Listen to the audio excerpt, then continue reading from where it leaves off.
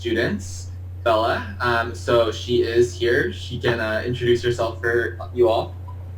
Hello, my name is Bella. I'm a current student. As was said, I'm a current junior. Actually, I guess a senior now. That's really scary. And I'm studying public health. And I'm also on the pre-med track. Awesome. So we are going to cover a lot of information throughout the course of this presentation before we get to the Q&A at the end. We just want to get started by seeing who is in this virtual room with us. So at the moment, I am launching a poll. Just get a sense of who all is joining us here today. So once you see that up, feel free to fill out the poll questions, and then we will share the results in just a moment.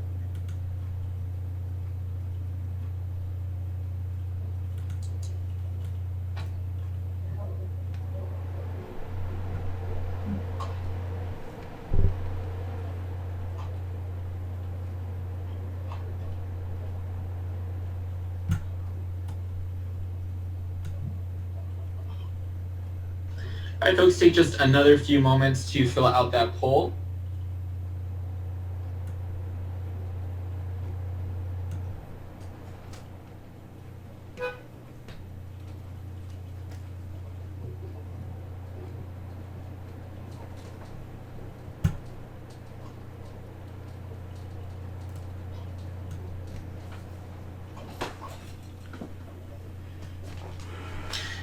All right, so we're going to close the poll in just a second.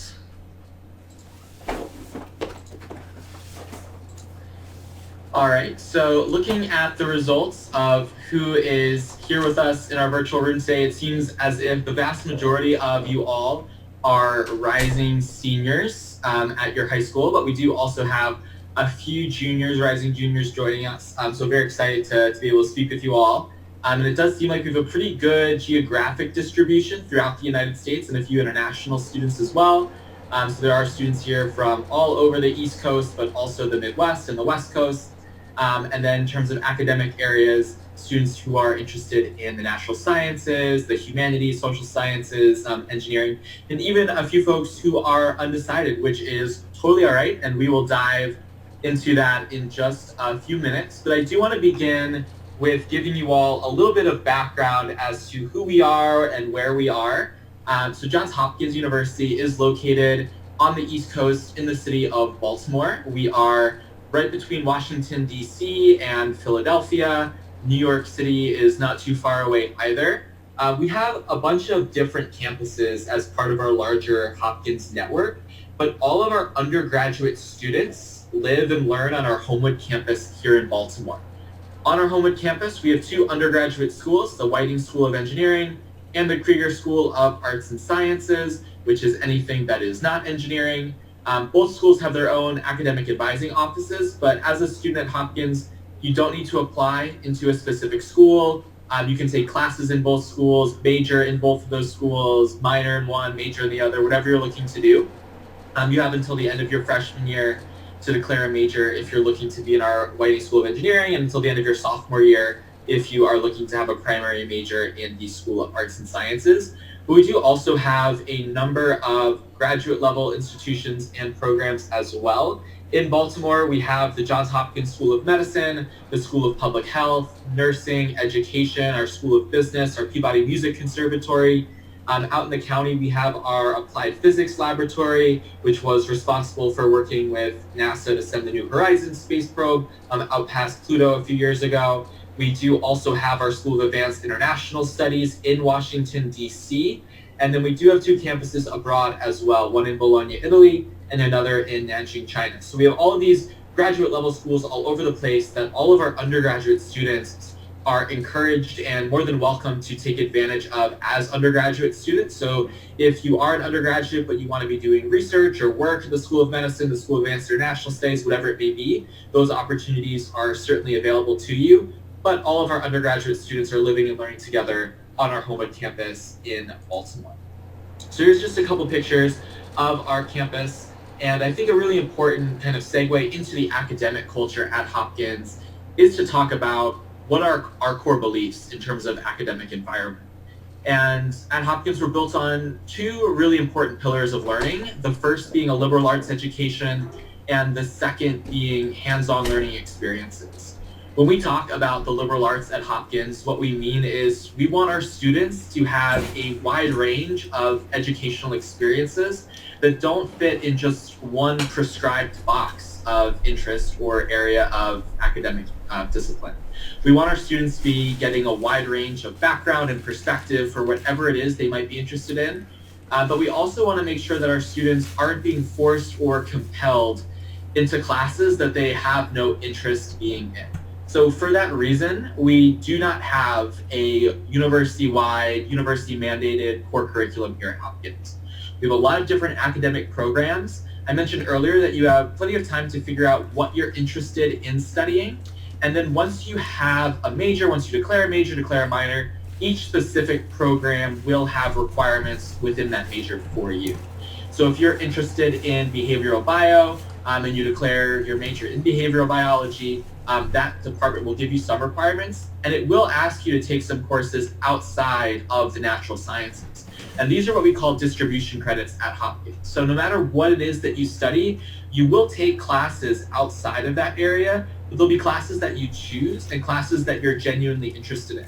No matter what you're looking to study, we have a lot of interdisciplinary classes at Hopkins, from the politics of the ocean to the history of tuberculosis, to pop history from King Arthur to Game of Thrones. There are a lot of different classes that we offer that can really make you more invested and more interested in the classes you're taking, even if they're outside of your major.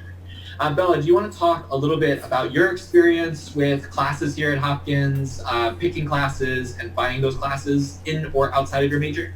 Yeah, for sure. So I knew about the Hopkins, like the idea of the open curriculum before I came, and I think it was one of the biggest things that attracted me to the school, just because I knew that I was interested in public health, but I knew that it wasn't something that I only wanted to focus on. Like I wanted to go somewhere that was going to give me like a world-rounded education, and somewhere that was going to let me explore like what I was interested in. So coming into college, I was really interested in learning French.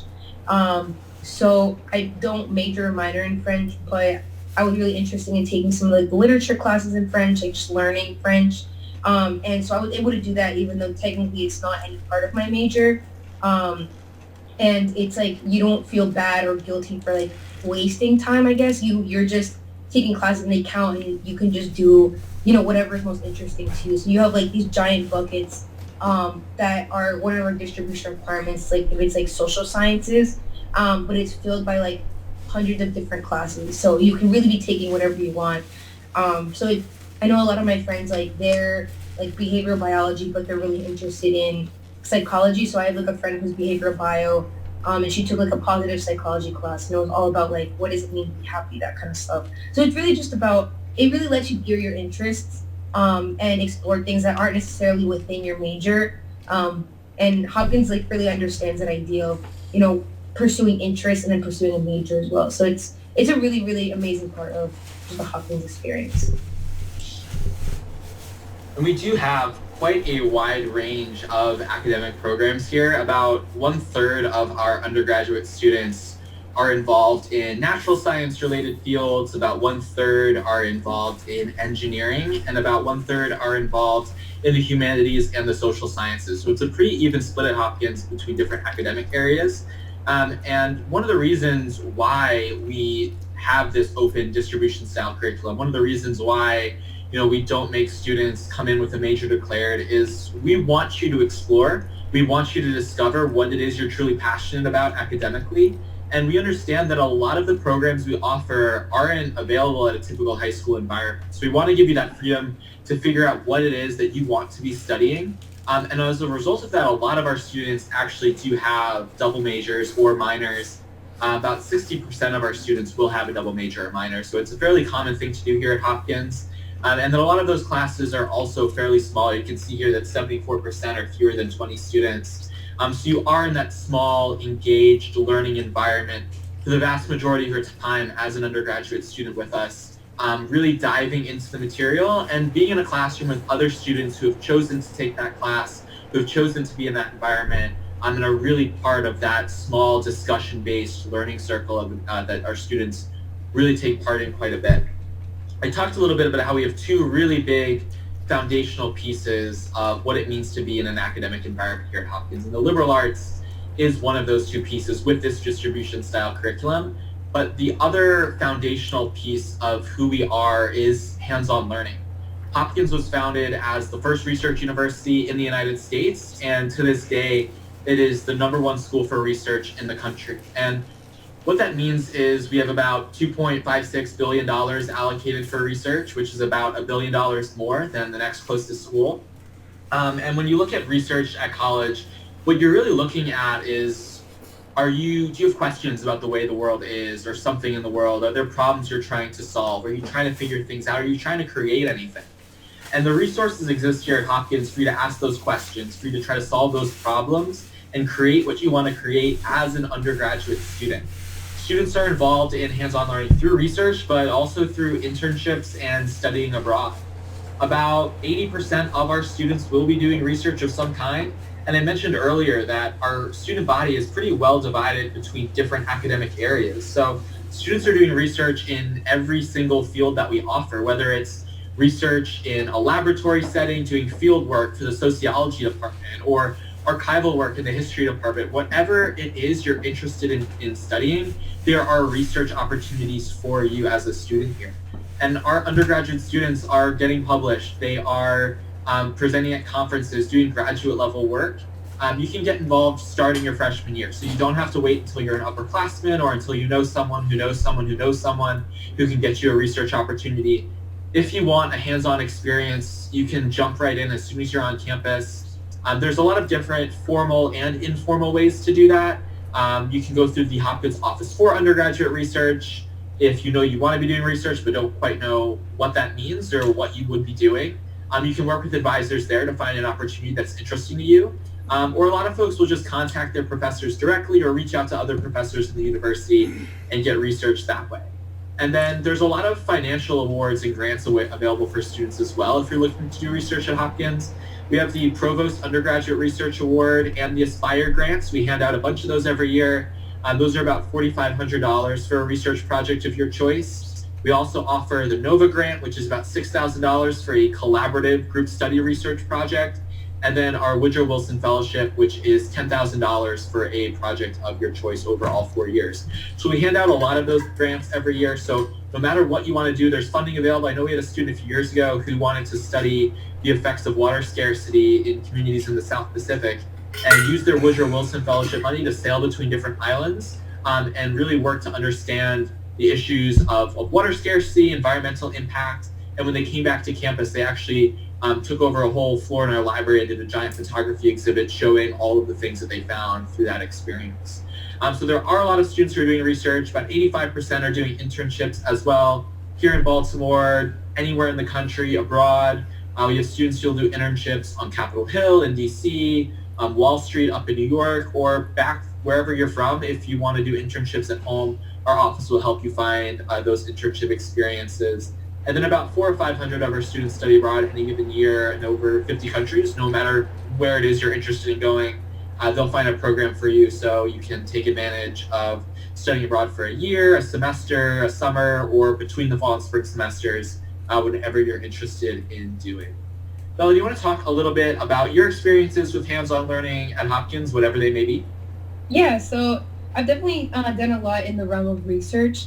I've been involved in the most formalized ways of research and also informal ways. So there are a couple different ways, and I've been involved in a couple different labs during my time here. My freshman year, I got involved with public health research, and that I got involved with simply through looking it up. And I found a professor who was doing some research for the Department of Health, Behavior, and Society, and so I was involved in that. And then over the summer, I did some more lab research. That one I also did by just emailing. And then Hopkins has another program for your sophomore year and above. It's actually more formalized. It's called medical tutorials, and it's more medical based because it's medical tutorials. But I got involved with that, and that counts for class credit. And they actually pair you. They go through this application process, and then they pair you with the researcher or shadowing or whatever you're interested in doing. And do that for a semester. And I stayed with him. That was more clinical research. And then just kind of going off the grants and research, money, kind of stuff. Like they have a lot of summer programs that are also just based for research. So one that I'm doing this summer actually is one that's run by like Bloomberg Distinguished Professor. So they like give you grants and they pair you with the professor and then you do research for the entire summer. So there is like 1,000 different ways to find research, and the kinds of research you can do is honestly never ending. Like there's so many different types of research that I do kind of like the more traditional what you would think of. But there is research going on with archaeology and with psychology that, I have never even had the chance to explore. But there's so many opportunities to just have different kinds of research. And it's something that's super present on this campus. And if it's something you're interested in, then it's super, super easy to find. Like it really is. And to get involved with, even if you like have no idea what kind of research or what you want to do, it's super present and like involved. Sure. I think one of the most important things to keep in mind with all of these hands-on learning experiences is that it's setting you up to be successful no matter what you choose to do after you graduate. So these are experiences that you'll have for upwards of 4 years when you're applying to graduate programs, when you're applying to jobs after you graduate, and you'll have those skills from these hands-on experiences that will make you attractive to any of those graduate programs or jobs that you are applying to once you do graduate. You can see here we do have a lot of different resources available for our students when it comes to hands-on experiences. On the bottom picture is our campus in Italy. And as a student, you can do research at all those graduate level schools, all those campuses abroad as well. So there's a lot of ways to get involved in hands-on work no matter what you're interested in. A lot of majors will have research or internships built into the program. So for some programs at Hopkins, you don't even have to look that far. And those hands-on experiences are actually a part of your academic requirements, depending on the major. So on the one hand, we have this like large school environment in terms of all of these resources for you as an undergraduate student. But on the other hand, we're only a school of about 5,300 undergraduate students. So about a mid-level school, we have all these resources, all these opportunities, but we also have a lot of support and a lot of different offices that are working to make sure that you are getting cared for over your 4 years, and you're getting the support in terms of academics or extracurricular or just personal well-being, whatever it may be. There's a big list on this slide. You can see a bunch of our different offices, but all of our students have academic advisors, which are kind of for all 4 years. You'll have that academic advisor. They'll help you with all the nitty-gritty details of being a student at Hopkins.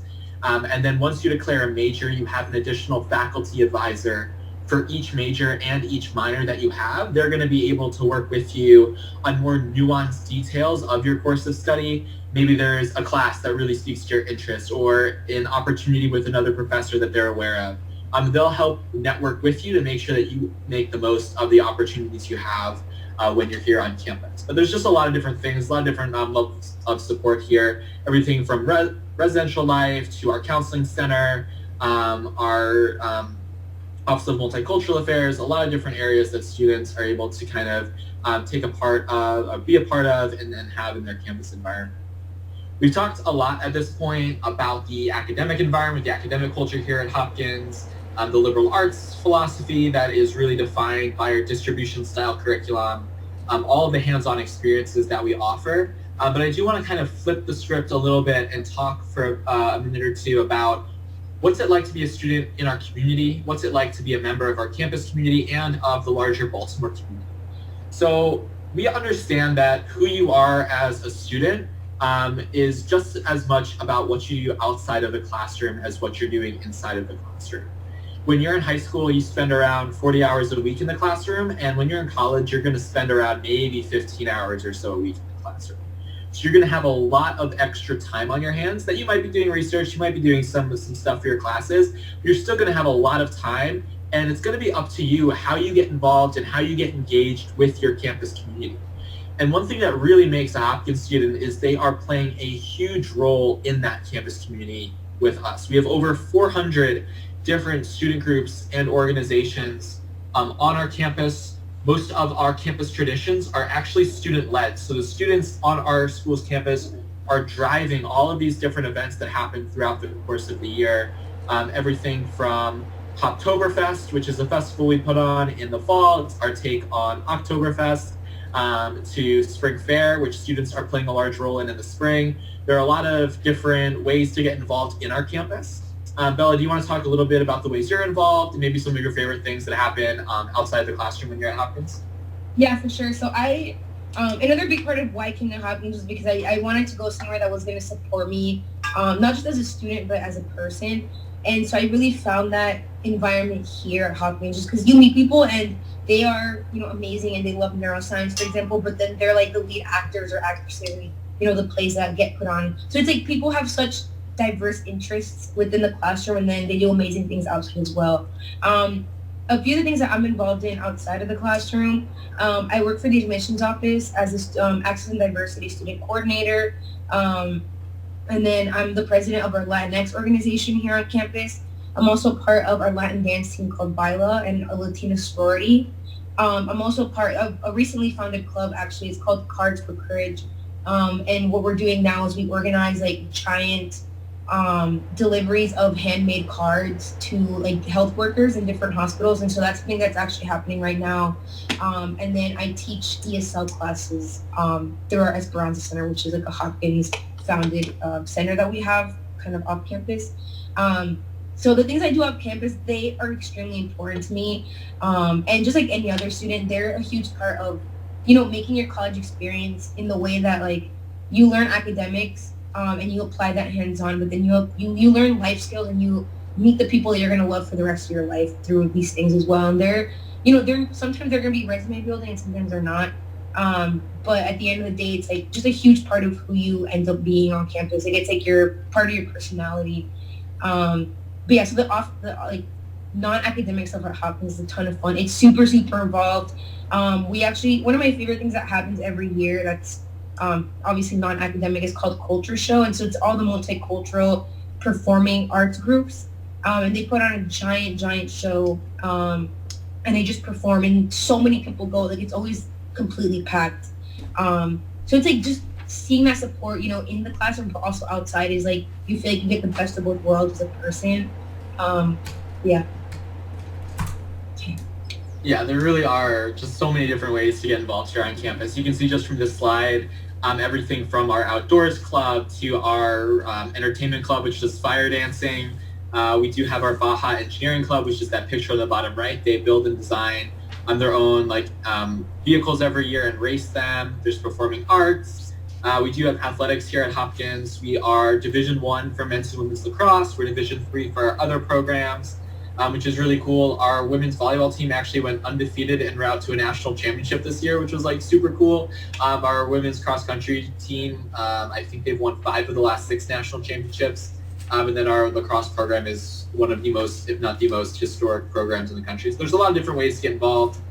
We do have intramural and club sports as well, fraternity and sorority life. If you're interested in that, about 25 to 30% of our students are involved, but that also includes our co-ed pre-professional fraternities, our co-ed community service fraternity, which is actually our largest fraternity on campus. And then through our Center for Social Concern, we actually do have over 60 groups dedicated to service here in Baltimore, but also in the greater area, across the country, and internationally. So there's a lot of different directions you can take your interests outside the classroom. Our students are organizing huge speaker series that we have on campus every year. From our Foreign Affairs Symposium to our Milton S. Eisenhower Symposium, they're bringing speakers to campus like John Mulaney, Bernie Sanders. We Skyped in Edward Snowden a few years ago. He couldn't make it to campus for some reason. And then my absolute favorite person we've brought to campus since I've been in the area has been Jerry from Ben & Jerry's. He brought us Hopkins flavored ice cream, it's blueberry cheesecake. It's definitely worth it. So our students are the ones doing the outreach, the budgeting, the marketing, every aspect of things like that. So there's a lot of opportunities to get hard skills outside of the classroom as well, no matter what it is you're interested in. So we talked what it's like to be a student in our Hopkins community, but our students are also members of this larger Baltimore community. And there's a lot of things that are happening in the city of Baltimore. You can see a couple pictures on this slide. On the bottom picture is a panorama view of our inner harbor. We have our the National Aquarium located there, a lot of museums, a lot of different restaurants, and I also just love boats in the water, so I think it's really pretty. But there's a lot of different neighborhoods here in Baltimore, a lot of different things to do. I mentioned earlier how easy it is to kind of get around to other cities on the East Coast, but there's also free transportation here in Baltimore. You can see there's just a lot of different ways to get involved with the museums, the art galleries, the theater festivals, definitely the food. And if you are interested in professional sports, we do have the Baltimore Ravens, which they're doing very well right now. And then we also have the Baltimore Orioles. So you can pay around $7 for a student ticket and watch your favorite baseball team come to town and beat the Orioles. It's really exciting if you are interested in baseball. But Bella, do you want to talk a little bit about your experience as someone living here in Baltimore as a student? Maybe what are your favorite things to do? Maybe the hidden gems of the city or something like that? Yeah, so I love Baltimore. I'm actually quarantining in Baltimore for just because I love it. I can't go anywhere, but still. Um, but I think some of my favorite things about Baltimore. I'm originally from Raleigh, North Carolina, so it's a big switch up. I come from like a small suburban area, and now I'm like I get like the same like campusy vibe, but I'm still feel like I'm like in a city. So there's a ton to do. It's a really diverse city with a lot of different diverse neighborhoods that have completely different things to do. My personal favorite, I guess I'll touch on, is Hamden. Just because one, it's really, really close to campus, so it's actually walkable. So I think it takes like 15, 20 minutes to get there, which is nothing. We also have a free shuttle that takes you back and forth to there. You don't want to walk. But it's like a quirky little town. It has a ton of different little shops. It has a ton of restaurants. We actually have one that was featured on the Food Network. I found that out recently. It's the Pasta Bar. And it was featured on the Food Network, and it was like rated in. I'm trying to remember the name of the guy who goes and like rates restaurants, but I can't remember. But he like signed his name on the wall, so it's like a famous restaurant. There's also like a bakery that only makes pies. It's called Dangerous Delicious Pies, and it's like in this little house-looking shop. But they have every single pie flavor that you can imagine. So I'm a big like eater in the Baltimore area. I really like trying different restaurants and stuff. But just like there's different places for like social life, like Fells Point is a big like nightlife area. They'll put like lights up and there's like a giant pier on the water. People go to dance and hang out and eat at the different restaurants. So Baltimore is amazing. I love it. There's always something to do and to explore and to see. I feel like I've been here 3 years now and I feel like I have barely seen anything in Baltimore still. So it's an amazing place to explore and to live for sure. Hamden also has the best ice cream in the city, so definitely a place that you need to check out. And one of their festivals that they have every year has a toilet bowl race where they like take giant toilet bowls, they put wheels on it and race it down a hill into barrels of hay. So there's just a lot of like fun and exciting things that happen here throughout the course of the year to keep yourself busy if you want to get off campus, to explore, to see anything, whether that's near campus or down by the harbor, wherever you want to go. So we've talked to this point a lot about the student culture, what it's like to be engaged here on campus and in the city, the academic culture. But I do want to kind of touch on a little bit what happens after our students are graduating. What is all of these experiences leading up to for our students? So I do want to talk a little bit about, our students, they are graduating, they're getting great jobs, but college is also about much more than what career you think you want after you graduate. It's about the experience. It's about the people you meet and are inspired by. It's about the new ideas you're exposed to, the opportunities available to you. So our kind of career services model is centered on a philosophy called Life Design, which is a university-wide initiative. It goes beyond the traditional career center to cultivate career development and success through access to different opportunities, meaningful experiences, a network of alumni and faculty members. We have life design educators that are embedded in every single department on campus, and they are working with connecting students to these different experiential opportunities, different programming offerings that they have. We do have 6 career academies, which you can see on this slide right here: arts, media, and marketing, consulting, finance, STEM and innovation, nonprofit and government, and health sciences. So these are specific career academies that we do have.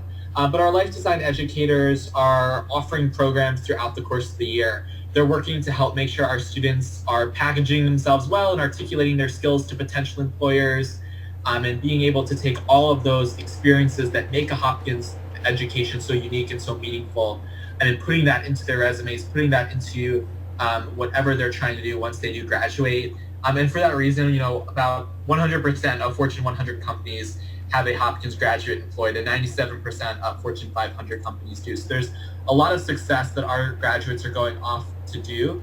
About 90% of our students are employed or in graduate school within 6 months of graduation.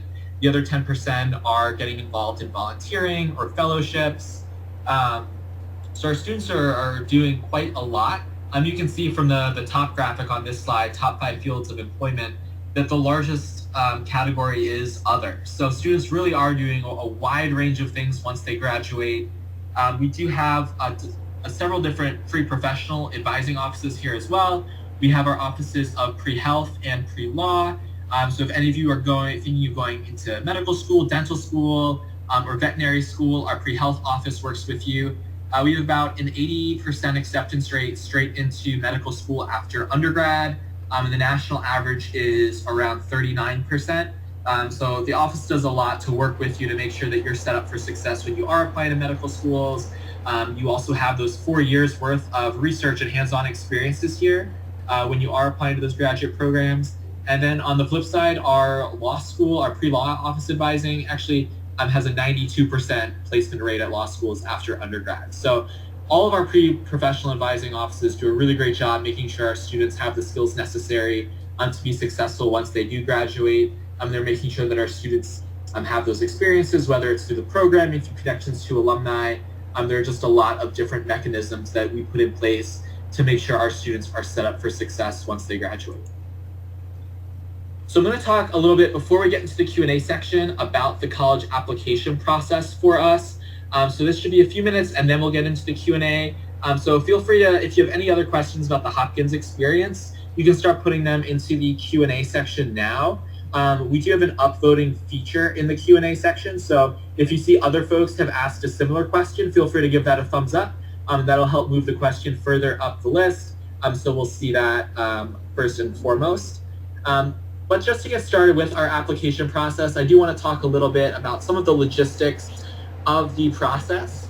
So we do accept the common application and the coalition application. We have no preference between the two, whichever you are more comfortable submitting. We accept the ACT and the SAT, either one. Once again, no preference between the two.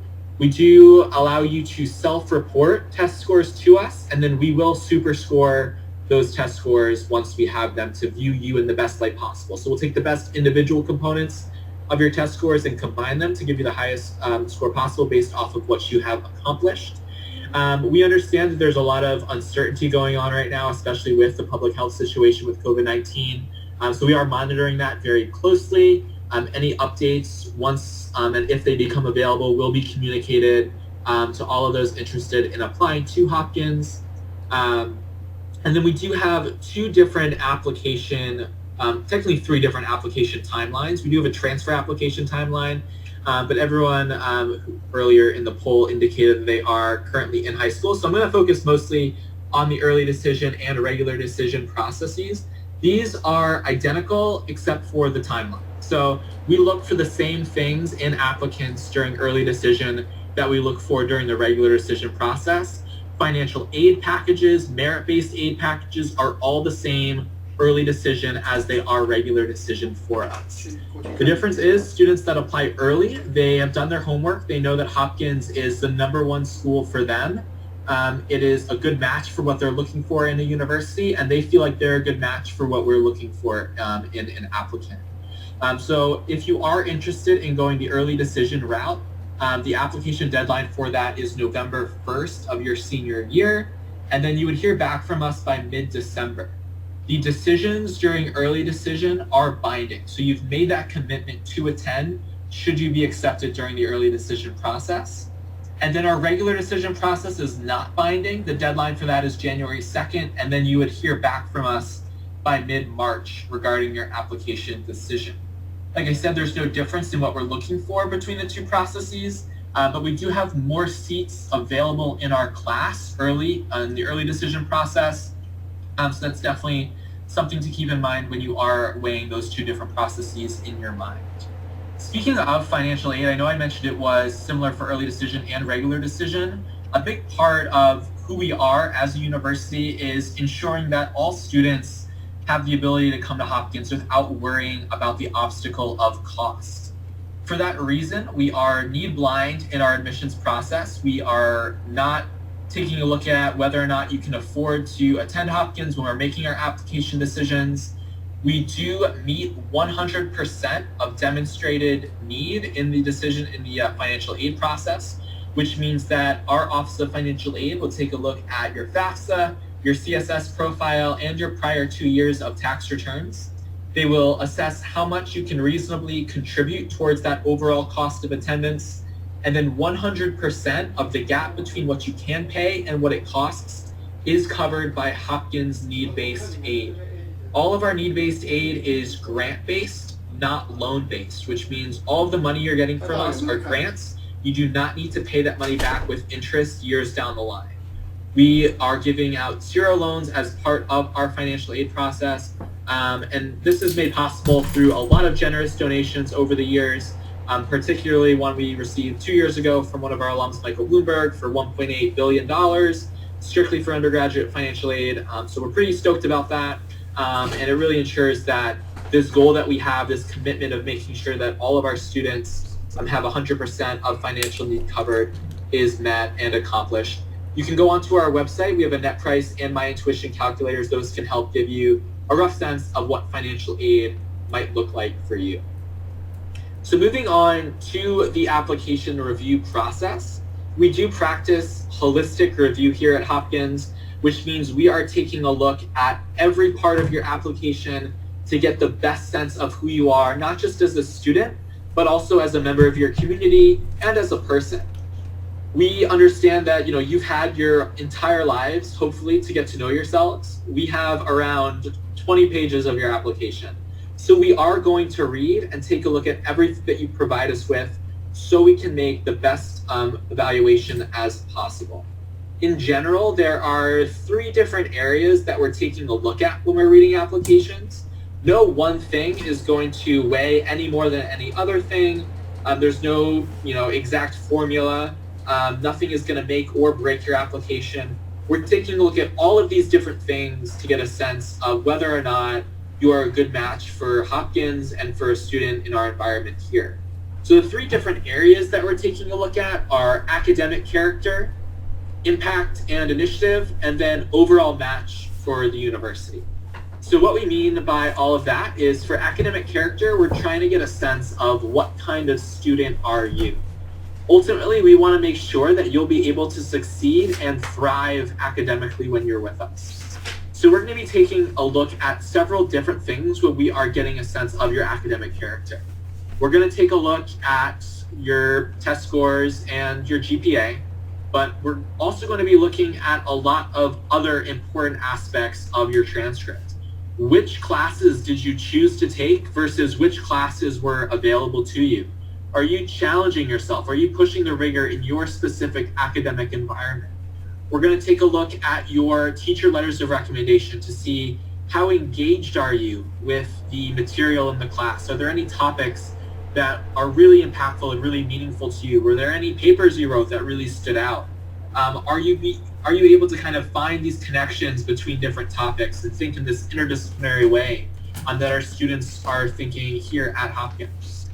So we're taking a look at all of that. When it comes to test scores, like I said earlier, you have a couple different options. All subject tests, all AP tests, those are all optional. So those are by no means required to submit to us. If you feel like they're going to help your application, they're going to add to it, they're going to enhance it, by all means include those. But if you're not sure, or you know for a fact they won't help, don't include those.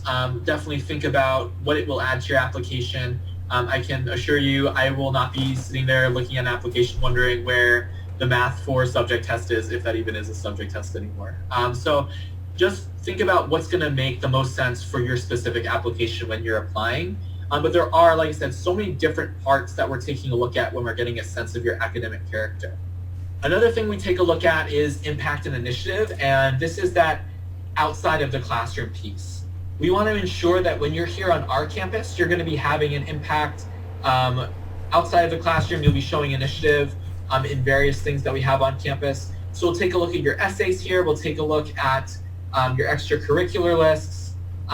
We view an extracurricular as anything you're doing outside the classroom that takes up time and is meaningful for you. So whether that's a club or an organization, whether it's a family responsibility, a job, an internship, something you self-taught yourself, service, whatever you're doing outside of the classroom, feel free to include that in your application. That helps us get a sense of what kind of impact you'll have here on our campus. And it doesn't matter if the thing you did was formal or informal. Maybe you proposed an idea in a club, or you led a particular effort. All of those things still give us a good sense of how you're utilizing your time outside of your classroom, and help us understand how you'll have an impact here on our campus. And then the last thing we take a look at is overall match, which is essentially a culmination of everything we've talked about today. We're going to want to see that you'll be able to succeed in this environment inside and outside of the classroom, that you'll be finding ways to connect different subject matter, that you'll be really engaged with that material, and that you'll be able to succeed in a highly collaborative environment. Collaboration is really important to us at Hopkins, and we want to make sure that you'll be able to thrive in a place that values collaboration. So our supplemental essay is about collaboration. We want to get a sense of experiences you've had collaborating and what you've learned from that. And that helps us get a good sense of how you'll fit into our collaborative environment here at Hopkins. So those three different areas all come together to really help us get the best sense of whether or not you're going to succeed here and if you're a good match for Hopkins. But I do encourage you to utilize a couple different resources that we have. We do have on our website a section called Essays That Worked. It is a collection of essays that worked, and it is a really great resource to look at if you're thinking about getting started with the essay writing process. We have the essays, but also our feedback from those essays on that part of our website, so that's a good thing to check out.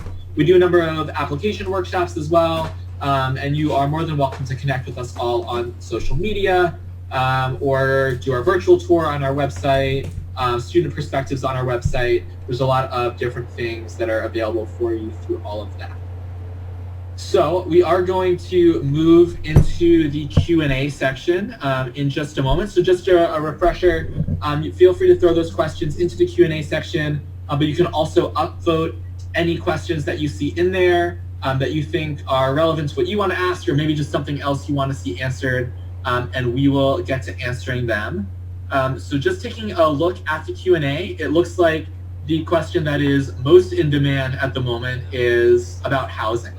And specifically, what's it like? How many years is it guaranteed? What's it like finding off-campus housing? Pretty much the whole 9 yards with housing. So I'll give a couple facts for you, and then Bella, I'll see if you want to share your experiences about living on campus and then off campus. So we guarantee housing for your first 2 years on campus, and then you would live off campus as an upperclassman. There are some spots for upperclassmen to live on campus. Or you could be an RA, which is a resident advisor, so you live with underclassmen students. Room and board is paid for by Hopkins, and you get a stipend. But we have a couple different underclassmen housing options, suite style and traditional style. But about 95% of our students live within 3 blocks of campus. So everyone is around campus, whether they're on or off campus. We have on-campus buildings that are right next to off-campus housing, so you're really all in the same neighborhood, same area. And we do have an office for off-campus housing. That will help you find a place to live should you be living off campus as an upperclassman. Bella, do you want to talk a little bit about maybe what you experienced living on campus and then that transition to off campus? Yeah, so your first 2 years you are on campus, like was said. And I think the transition was honestly really smooth to off campus because Hopkins did a really good job of just providing us with the resources of, finding it and then actually executing, like living off campus. So the end of towards the end of my sophomore year, we have an off-campus housing office, and they did a ton of fairs, like all the apartments that are nearby, all the houses that are being leased or whatever. So it was honestly a really, really smooth transition. And since they're all usually filled by students, they're really student friendly, so they understand that it's students. So a lot of them are, made for students to live in. And they talk to the students, and they arrange everything really well. So it was a really smooth transition. Was asked? Was it easy? Yeah, it's super easy to find, and it's really, really close to campus. And I live closer to campus, which is across the street. I live closer to campus now than I did my sophomore year everyone else on campus. So it's like you're fine. Like we're all super super close to campus. I just like cross the street and I'm on campus. So I think you're muted. Another part of the question was, are roommates randomized? And they are, but we do have a roommate survey that you can fill out that will help you get a roommate that has similar living habits to you. So just make sure that you answer honestly. I think that's like the biggest advice I can give. Be realistic about who you are, because that way you'll be matched with someone who also has similar living habits. That way there's fewer potential roommate conflicts or anything like that. So the next question I'm seeing is if a pre-med culture dominates Hopkins student life or anything like that. So Bella, do you want to kind of speak to what that is like on campus involving that? Yeah, for sure. So as a pre-med, I don't think it dominates campus at all. I think that we can be very easily associated with the School of Medicine, which then creates like this idea that like we're very pre-med heavy, but we're really not. Most of my friends are actually not pre-med. And a lot of people that I know are not. It's a very diverse campus in terms of like majors and stuff, like as majors and then also like in classes. So in classes that, I'm taking organic chemistry. When I took organic chemistry, yes, it was like people who were pre-med, but then it was a ton of people who are also not pre-med. So it's not like you are taking these science classes and it's only going to be pre-medical students. Like it's super diverse in the classroom and also just like within majors too. So yeah, no, I've never felt like overwhelmed by the amount of pre-med people. Like it's just normal amount. Let's see. Yeah, I graduated from Hopkins a few years ago and I studied history and political science, and I never once felt like I was like in the wrong place as a non-pre-med student. So there's a lot of different interests, a lot of different academic interests, but also other things on our campus. So there's a lot of different students. The next question is about safety for our students. So Bella, do you want to talk a little bit about your experience with safety on campus and living here in Baltimore? Yeah, I've never felt unsafe on campus or in like the vicinity of campus. Just because, Hopkins, one, they do a lot of things to be preventative. And so they have like very simple things like making sure that you just don't feel unsafe to begin with, so you don't have to be put in that kind of situation. They have, the Blue Jay shuttle that takes you. We also have the blue lights that I think is like in under 30 seconds or like 10 seconds that someone will be there to help you. And it's like never been pressed in the history of Hopkins. So it's really safe. Something that I always like to say is that it's also 50-50. Like they put in, all these preventative measures, but also we're just in a city. So just like, New York City or Chicago or like any other big cities, you have to remember just like street smarts. And I think that applies to any city and also just in Baltimore. But yeah, I've never felt safe. I like Baltimore, like I said.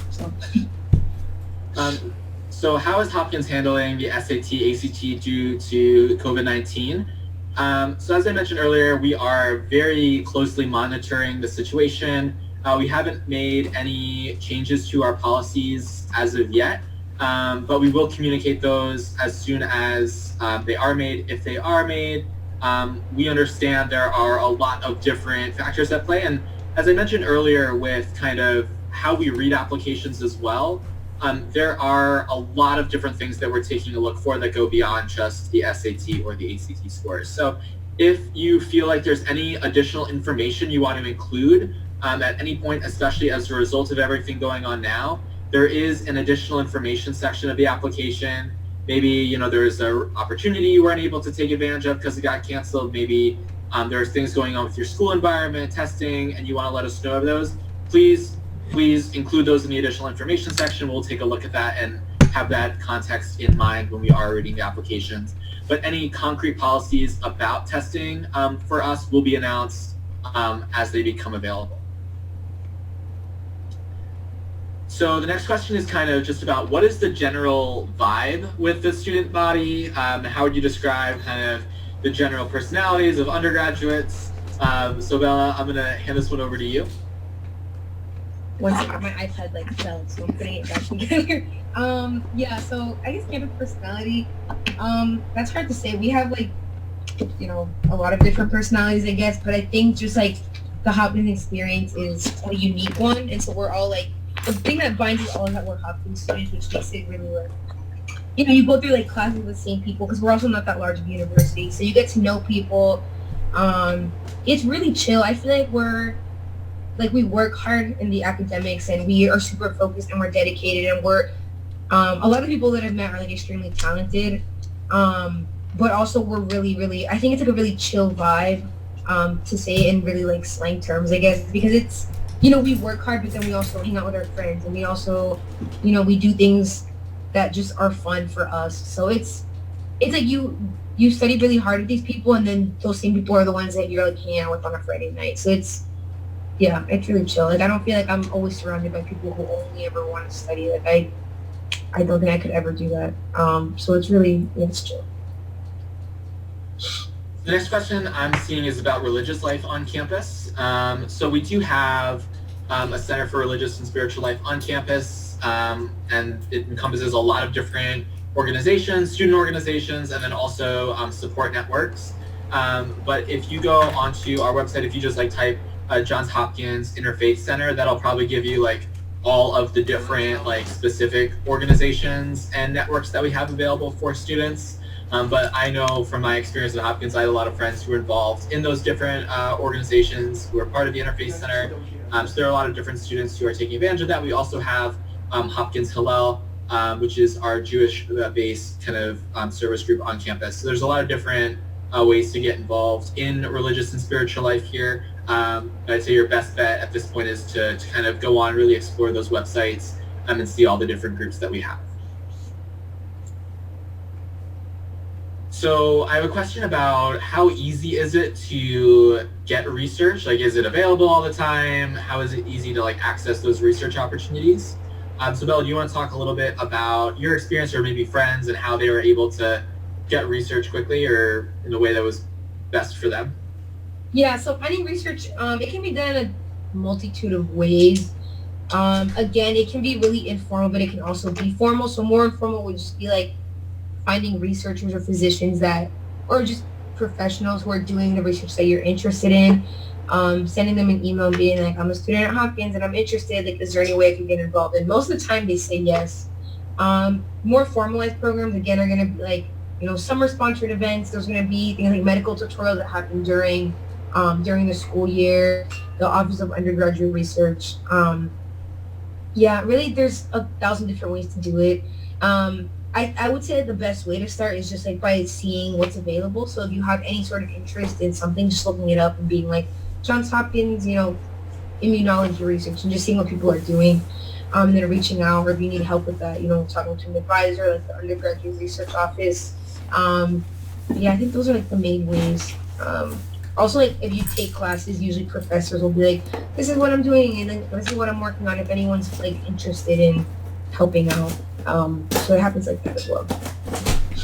So real quick, I did see a question about if we are need blind for international students, and the answer for that question is no. So we are need aware for international students, but we still do meet 100% of demonstrated need for international students. So that is like the only difference there. But yeah, still 100% need met, but we are need aware for students who are applying from international. We consider domestic students to be anyone who's a U.S. citizen, permanent resident, or any undocumented students as well. Let's see.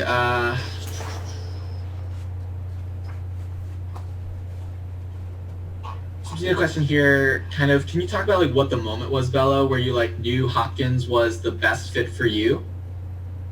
Sure. The exact moment. I wish I had that like film or something. I think it was once I got into different universities and I was trying to decide, I think I focused a lot on the people. I knew that, for everyone, like you go to college, and so this is your life for the next 4 or whatever years if you end up staying for like tragic or whatever.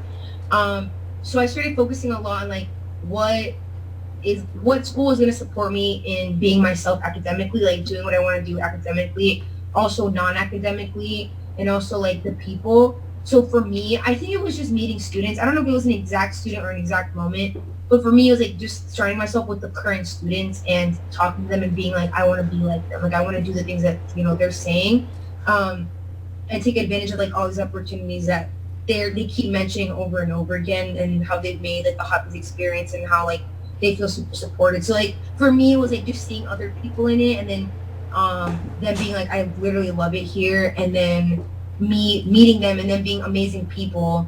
And I'm like, I want to be their friend. Like, I want this to be the person I'm going to sit next to in class, kind of feeling. So it was like that kind of moment for me. Just being like, okay, like, because I knew if I surrounded myself with people that would support me and I could support, and it was like a good environment to be happy, that I would be able to succeed academically as well. So that was really important for me. I think that was like the thing that really like turned me to Hopkins, was just being able to go in completely as myself, and not feeling guilty for it, and just being surrounded by people that, you know, I love, and like it's exactly what I got. So. So a quick question here about if you're required to have a roommate or you can request a single room. As part of the housing survey that you fill out when you are going into your freshman year, you can request or put like different preferences for single rooms, double rooms. There's like a very, very small number of triple rooms if you'd want that. But yeah, so you have preference, you have like say in which building you get placed in and which type of room you get placed in. Question here about how are students of color treated on campus, and is it safe for students from all backgrounds? Well, do you want to talk a little bit about that? Yeah, so as a person of color at Hopkins, I can say just it's a really good environment and you feel really supported. We have, I mean, just thinking about it like in terms of resources, we have things like the Office of Multicultural Affairs. We have a ton of different offices that, you know, understand what it means to be a person of color, so they do a lot to provide you with resources and support that, you know, you may need or may not need. I think also like the biggest thing that was important for me was being on a campus that I felt like understood that these problems existed. So it wasn't like they turn a blind eye and they're like, there's an office, like go use it. It was like, okay, like what is wrong and how can we actually change that? So it's like an active campus of like listening and changing things for students. So I think that was really important, and it makes you feel really heard and supported, because it's like they can, you know, people can put like an office there and then be like, there you go. But if they're not listening to what's really wrong, then are they actually ever going to fix the problem? So for me, like that was really important to see that like students were like, yeah, I'm speaking out and my voice is being heard. So that's like really important, especially as a person of color. So I'm seeing a question here about if there are merit-based scholarships available, and there are. Those are, all students are automatically considered for our merit-based scholarships, and you'd find out those when you get your decision into Hopkins. So there's no extra paperwork or applications you need to fill out for any of those. And we have those merit-based scholarships available for all applicants. Let's see, I think the last question that we will get to is kind of whether or not the student environment is more competitive or more of a collaborative school environment. So Bella, before we close on out, do you want to kind of touch on that? Yeah, for sure. So kind of going back to like my decision of finding a school, I absolutely could not have gone somewhere that was not collaborative. And I mean this very wholeheartedly, like in order to get through just classes in general, especially classes that are, you know, harder for you, for me it was super important to feel like I had a support system to help me out with like studying for the tests and sharing answers and like homework and stuff. And that's something that exists very, very much on the Hopkins campus. I think every like class that I've been in, unless it's like small, we like have a giant group chat on like Facebook, and it's just like genetics group chat. And so like every time that the homework is due, everyone's like sending out answers. So it's super collaborative. Like it's obviously like there's gonna be people who aren't just like at any school. But for the most part, I can say that like if you're sitting in a classroom, like, I missed what he just said. He didn't show me your notes. They'll like I'll send you my notes. Super collaborative and super you feel like everyone's going to the same thing, so you don't feel like you're just 不要一直算，一直算，你看不清楚整个是怎样。所以它有 video，video 其实我寄给你这个 div 的这个 Bray 这个老师，他其实网络上都有他的那个 video， 他也可以讲这个。你可以自己先看，比如说你拿那个课之前。Feel free to reach out to myself or any of our different admissions officers at Hopkins. You can also ask a student question at askastudent@jhu.edu if you have questions about the student perspective. But if you want to look for your regional admissions officer, you can just go to the admissions staff page, type in your zip code or your country, and you'll be able to find the admissions officer that's best to reach out to. But thank you all so much. We look forward to continuing to engage and connect with you at any number of our other things, and we hope you all enjoy the rest of your week. Space 才有办法解问题，一直解问题不是好的。